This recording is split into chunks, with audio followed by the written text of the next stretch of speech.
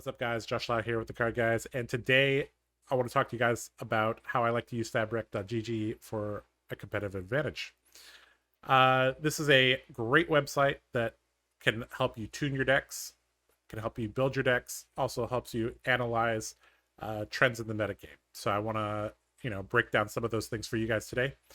So as you can see, this is the fabrec.gg main website page. And for those of you who played Magic the Gathering, this is a spinoff of EDHREC. And basically what they do is they take they gather deck lists from around the web, things like FabDB and Fabry, and they compile them and they put them together on this website here in a nice, easy to view format.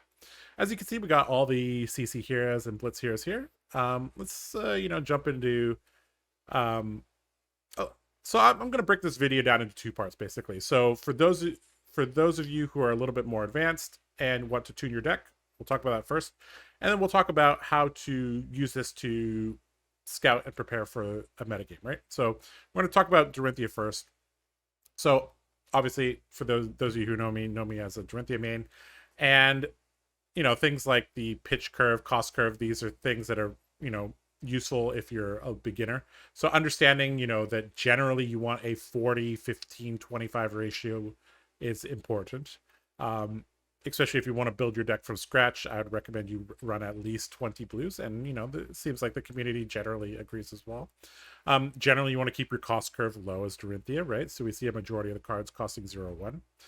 And in terms of the equipment, these are the cards that see a lot of play. The only cards that really kind of clash here, I guess, would be Crown of Providence and Skullcap. We see that Crown of Providence is a bit more popular, but Skullcap still sees some use here, right? We see the new card, Vambrits of Determination. This card, I think, is going to be quite good. And we see this already been picked up by 26% of decks, which is pretty cool. We also see that a portion of players have been running the Crown of Dominion, which is for the cash in and the gold token, right? So there, as you can see, there are quite a few ways that Dory has been built, right? I guess the easiest way to look at it is to look at the weapons, right? As you can see, a majority of the decks built are Dawnblade decks. We have Jubil as a sideboard card, most likely, and there's a decent amount of people running the Dagger Saber combo as well as the Axis. And a good way to so if you're a newer player, right, it's important to understand, what are considered the staples of the class and of the hero, right? And so things like Hit and Run, Spoils of War, Warrior's Valor, these are no-brainers. These give you go again. Obviously, your specializations are very, very high up there as well. But how I like to use this website is kind of looking at the the middle section here, right? And as you can see, a decent amount of players, are running Plow Through, and it looks like Plow Through is one of those cards where they're running 3 of, or they're not running 3 of. Basically, it's you either love it or hate it, right? And it seems like that's the case for a lot of the Dory cards as well. You're either running the full set or you're not, right? Especially down here on the tech cards here. So yeah, things like Plow Through, obviously quite nice. This round's on me, obviously seeing some usage burdens of the past. So if you're like looking for the 6th, 7th, 8th, 9th blue card for your deck, this is a good place to start.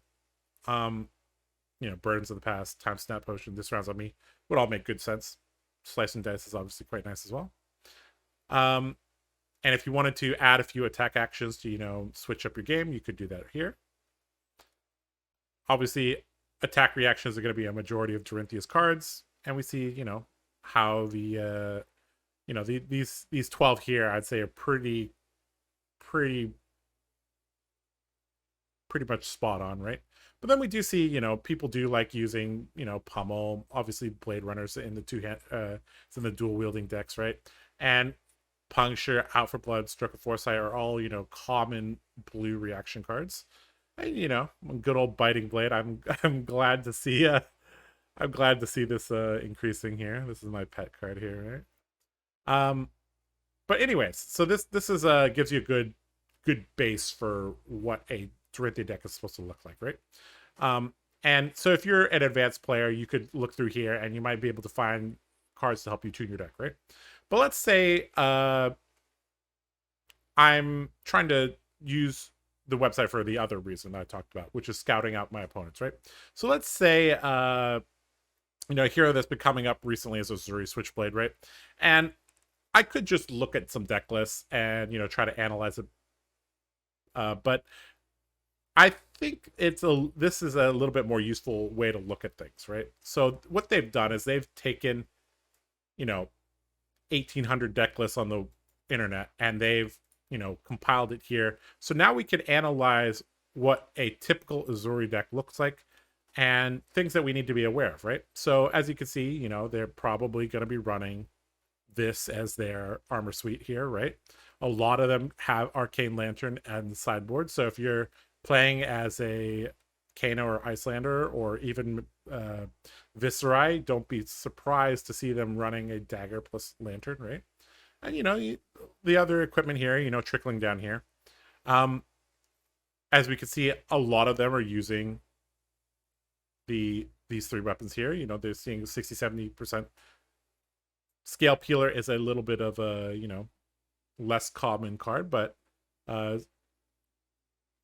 this is good to keep track of, right? And eventually I think they're probably just going to be running one of each.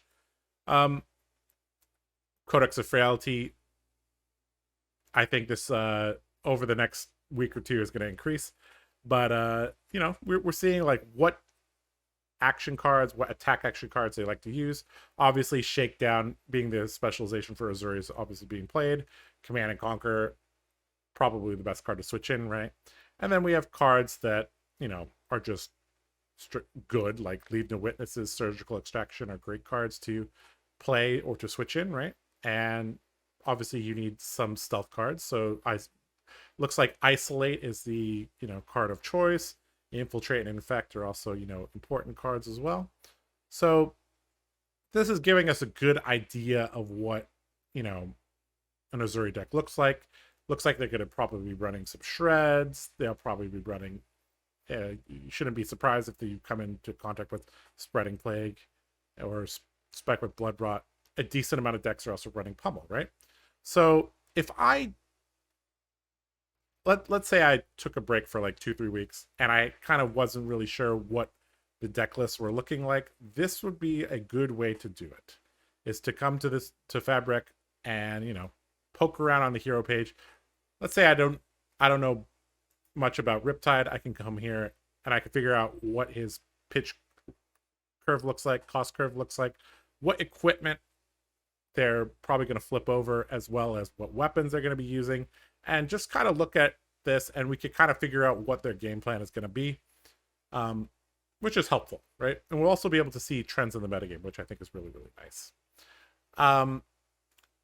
They also have, class staples here. You could take a look, like, let's say you're playing Dorinthia and you want to see like, okay, what is, common between them?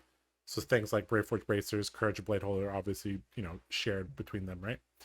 And I guess this is not the greatest example because Warrior actually is pretty they play very, very differently. But like let's look at Brute. I guess Brute would be probably a better example, right?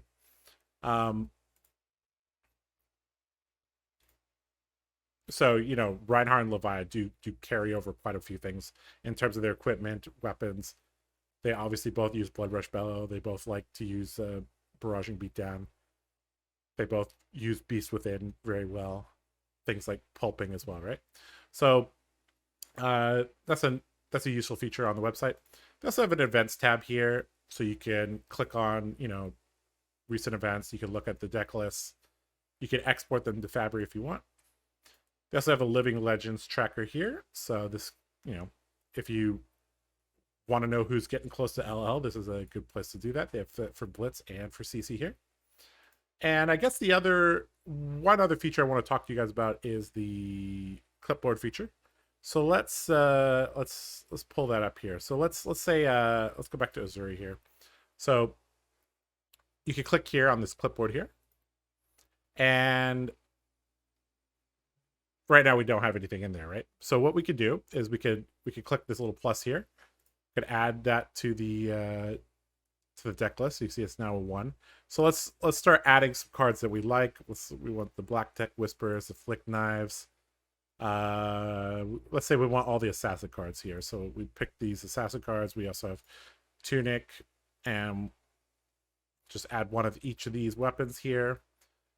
And we'll start the deck with 3 shakedowns as well, right? So we could come here to this deck list, to this clipboard feature. We can see that each of the cards that we've clicked on has been added here. So we could add Command and Conquer as well, bump that up to 3. And once we're done, adding all the cards that we want, we can export that to Fabry, and then we can do more deck tuning there as well. If you want, you can just add, 1 copy of all the popular cards and kind of cut from there as well. So that's a useful feature there. So yeah, this is a, very useful website, and this is a website that's, in development, and, as they implement more features and as they analyze more decks, the strength and usefulness of this website will just get better and better. So yeah, I hope you guys have enjoyed this video, something a little bit different. Full transparency, we are sponsored by fabtcg, but this is a website that I was using before we got sponsored, and I see myself using this, far into the future as well. So yeah, check it out. We got a link in the description. Lots of data to look at, lots of deck lists to look at. I think this is a useful tool for anybody that's trying to get better at the game. All right, this has been Josh Lau, TheCardGuyz. I'll see you guys later. Bye-bye.